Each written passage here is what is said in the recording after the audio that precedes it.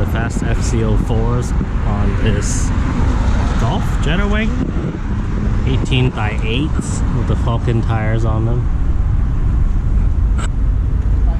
Really lightweight wheel. We're selling a lot of these for winter tire packages. You can see the 18x8 plus 40. It's just about perfect. You know, you don't have to do any work with the fenders. The car doesn't look too high up. Well, pretty aggressive look, but not too different from, say, like the OEM, you know, GTI Golf R style, I would say. So right now we've got this 2014 Mustang V6. So the issue with this car is the factory radio does not turn on. It does light up. There's power going to it. He actually brought it to a dealer and they diagnosed it. You know, you do need a new radio, whatever. Now there's a few ways to go about this. You can replace the radio. We've got, you know, the Maestro kit to replace the radio in these S197 Mustangs. It is quite expensive for that module because, you know, the climate control is kind of integrated into the screen. And yeah, we're looking at probably close to, starting with a Maestro compatible deck, probably around $1,200–1,300 bucks installed and with the dash kit and everything. The other way, Metra has their dash kit that uses the its own climate control panel and then just gives you a double DIN slot there. Those dash kits alone are also about $600–700 bucks. So in this case, what we're gonna do is actually bypass the factory radio and put a deck in the glove box. Interestingly enough, that's something that we do, you know, on classic cars a lot. But and we actually did a 1965 Mustang the same way with a glove box radio because you don't want to see him in a classic car. Customer doesn't want to change this look too much, want to keep it looking factory, but obviously wants to listen to radio, Bluetooth, all that kind of stuff. So yeah, so right now, yeah, you can see the screen blinks, but no response and no radio at all. Now with the factory faceplate out of the way, you can kind of see how this radio is laid out. So we have a little screen here. It's a separate module, plugs in there, and then we have the radio. It's held in by the 4 screws there. Now the front faceplate, you know, if you look at all the buttons, it's only 4 wires connected to this piece here. Just plugs into there. You know, that tells you a number of things. We can't really retain this easily. That's why these dash kits are so expensive, because all this stuff is controlled by a computer module essentially.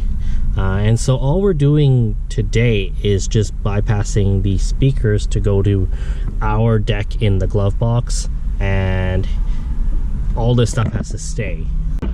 So what I have here is the Metra 5520 harness, and what we're doing now is just with the radio unplugged, we can test out the speaker signals, see if there's any amp to it. So you just hook up to our speaker tester and you can hear that's the speaker, and we'll also test the other pin outs as well. And there we go, we have the radio bolted in place. There's a USB and aux on this JVC unit.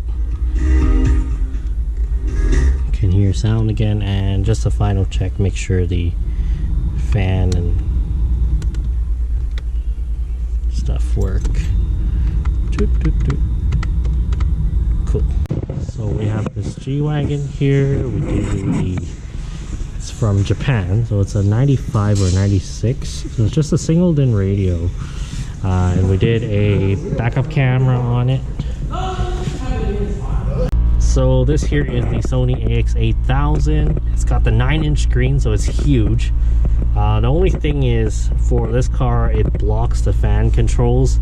I mean, you can see the 1, 2, 3 there for the defrost, but the actual climate knobs are behind there. But for this customer, it's more of a priority to get this modern infotainment system in there.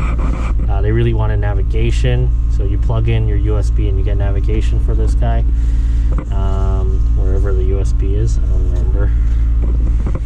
And also, obviously, we have the backup camera, so you can see the car behind us. that, because rear visibility is not the greatest. I mean, this car's got really upright windows, it's got thin pillars, but because of the spare tire, you don't know exactly how much distance you have, and this is a little bit better. So this morning we have this 97 CRV, I think. Learner driver, so want to keep it safe and add a Bluetooth deck to it. And right now it's got the factory radio in there. It works. The customer's using one of these Bluetooth FM transmitters, but they don't work all that well when it comes to like call quality. It's got a CD player in there, so we just check if there's anything inside, and we're gonna do the front door speakers as well. This generation Honda is a little bit trickier to do because lots of radio theft back in the 90s, and so they made it a lot harder to steal. You'd think that for the one after this, the second gen CRV, you just take off this bezel and this 4 screws. This one you actually have to take off a lot of this trim to get to 2 security bolts that are behind the radio. Not only that, but these typically have a security code to them. So we took off the speaker grill, and as you can see, the speaker's been removed. There is a harness here. We'll have to test this wiring, see if there's anything actually going to it. But yeah, a customer was complaining she could only hear sound from the rear speaker. Oh, that side has a speaker in it though. So we'll see what's going on there. And I'll just go over some of the parts we're putting in this CRV. We've got the JVC Mk6 Bluetooth deck here. Best Kits 1720 harness, same as the Metro part number. Be careful with these harnesses. There's actually 2 illumination wires on them. You'll be tempted to use the orange and white one because like Pioneer deck has an orange white illumination wire. It's actually the solid orange that works. The other one is, I guess, a dimmer wire.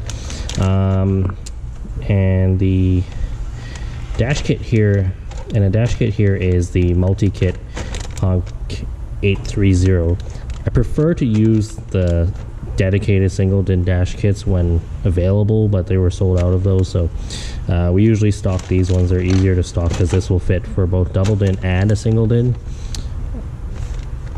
And in this case, we just have to use the pocket, and the difference is that the pocket is separate, whereas the ones that are only single DIN will have the pocket as part of the side bracket, so it's a little bit sturdier of a design. No real issue with this design though. These are what we call multi-kits.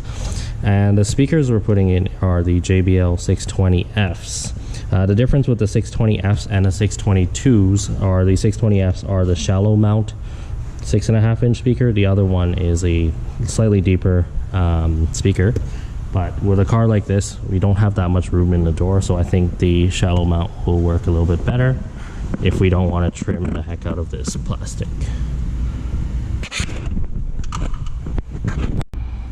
So that's the JBL shallow speaker, and it sits pretty flush. It's not hitting anything from what I can tell. There's still a bit of wiggle room, very minimal wiggle room, but I don't think we need to trim.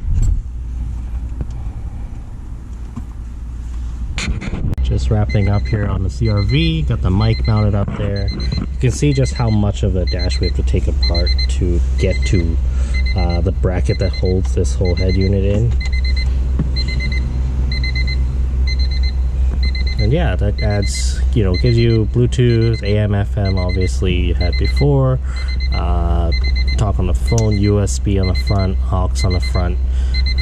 Overall better sound quality too, just more modern feeling head unit. And then you get a pocket here instead of the CD player. Pocket's good for, putting your phone in. Just put your phone in there. So we got our customer's Mk6 GTI in for one single Alloygator replacement. We've done a lot on this car. These are the Fast Innovation wheels, so they're 18x8s with a red Alloygator on them. Red accents all over this car, obviously from factory. GTI's got the red grille, red brakes, and a few red accents in the interior. And we did a Sony AX8000 on this car a while back with the Thinkware F770, and that's paired up with a backup camera. So because it's not a factory VW one, we don't have like a trunk release backup camera, but we have these drill into the rear bumper there. And yeah, we have the single replacement that we need to do here. So you can see some of the curbage goes through. The Alligator is not foolproof wheel protector, but can hide a lot of that damage.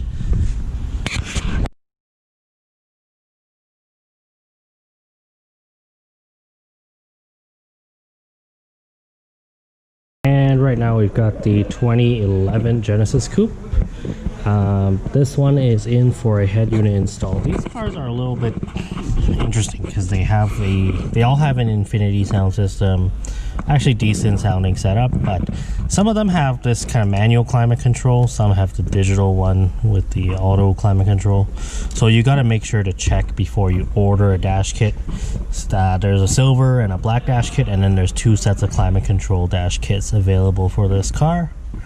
Lots of speakers in this car. We got one here, bunch there, and there's a sort of a sub in the back with rear speakers. So what we're doing to this car today, you can see the Infinity branding there, is we've got the JVC head unit here, and the customer brought their old amp and sub setup, a Pioneer amp and sub.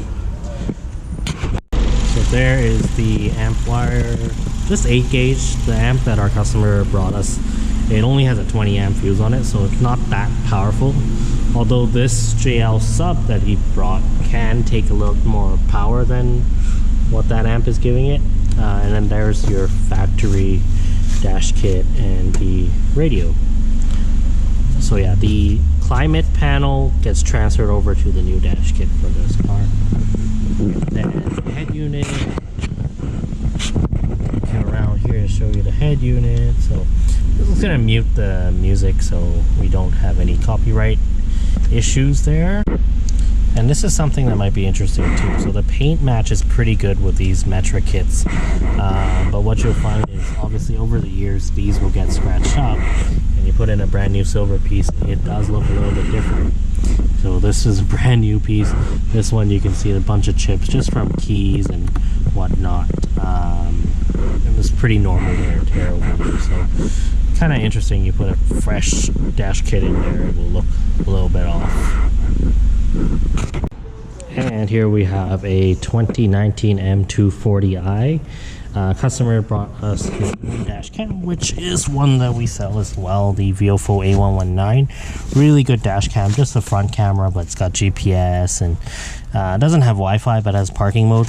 Now, one thing to note for these BMWs, both the F20s and F30 3 Series, is these hardwire cables typically aren't long enough, because what happens is we have to run it along the headliner and to the trunk fuse box. I'll show you where the fuse box is in a second.